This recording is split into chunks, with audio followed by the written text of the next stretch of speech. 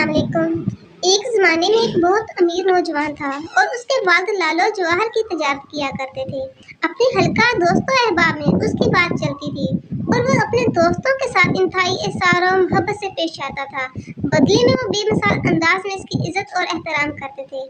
دن گزرتے گئے، نوجوان کے والد کا انتقال ہو گیا اور خاندان بہت غریب ہو گیا۔ چنانچہ نوجوان نے اپنے خوشحالی کے دنوں کے پرانے دوستوں کو ڈھونڈنا شروع کر دیا۔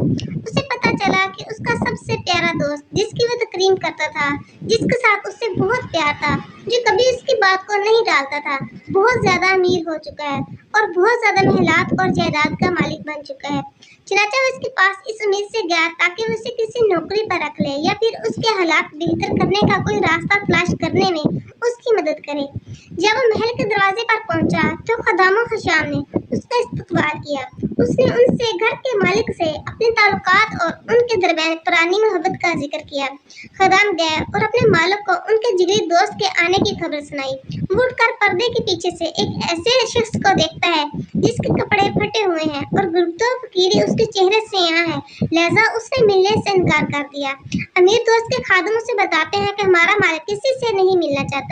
بس وہ محل سے اس درد و عالم کے ساتھ نکلا کہ کیسے یہ رشتہ محض میری غربت کے سبب مر چکا ہے اور کیسے لوگوں کے دلوں سے اقتدار و مروت ختم ہو چکی ہے۔ محل کے قریب اس نے دیکھا کہ 3 لوگ آپس میں بحث کر رہے ہیں، جیسے وہ کسی چیز کے بارے میں استفسار کر رہے ہوں۔ وہ ان سے پوچھتا ہے کہ وہ کس بارے میں بات کر رہے ہیں۔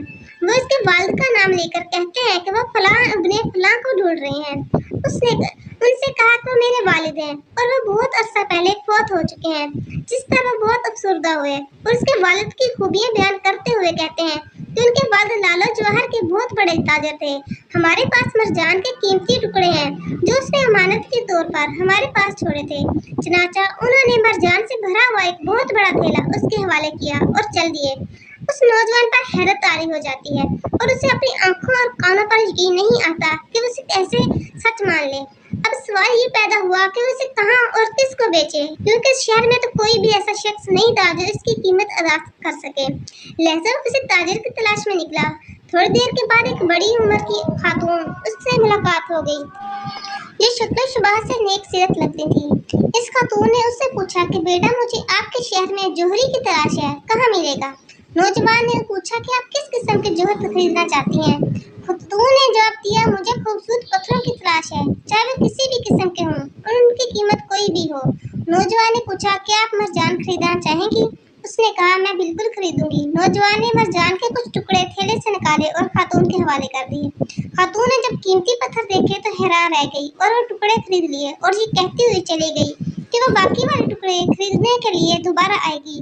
یوں نوجوان کے حالات میں بہتری آنے لگی اور اس کی تجارت بحال ہونے لگی۔ پھر اسے اپنے دوست کی یاد آئی جس نے برے حالات میں اسے ملاقات کرنا گوارا نہ کی، تو اس نے ایک خط میں 2 اشعار لکھ کر بھیجے۔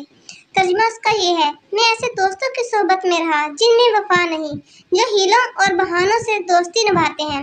وہ میری امیدی کے وقت مجھے عزت دیتے ہیں اور جب میں مفلس ہو گیا تو وہ جہلوں والا معاملہ کرتے ہیں۔ جب اس کے دوست نے یہ اشعار پڑھے تو اس نے جواب میں 3 اشعار لکھ کر بھیجے۔ ترجمہ ہے، یہاں تک 3 لوگوں کی بات ہے جو محل کے باہر ملے تھے۔ وہ کوئی حادثہ نہیں تھا بلکہ ایک چال تھی۔